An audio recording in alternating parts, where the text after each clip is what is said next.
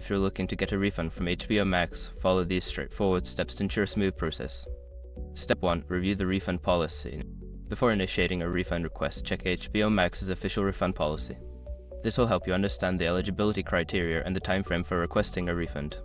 Step 2. Gather your information. Collect all necessary information related to your account, including your email address, subscription details, and any transaction receipts. This information will be required when you contact customer support. Step 3. Contact customer support. Reach out to HBO Max customer support through their official website or app. Use the live chat feature or find the contact number to speak directly with a representative who can assist you with your refund request. Step 4. Submit your request. Clearly explain your reason for requesting a refund to the customer support representative. Provide them with the gathered information and follow any additional instructions they may give you. Step 5. Follow up. After submitting your request, keep an eye on your email for any updates regarding your refund status. If you do not receive a response within the specified time frame, consider following up with customer support for further assistance.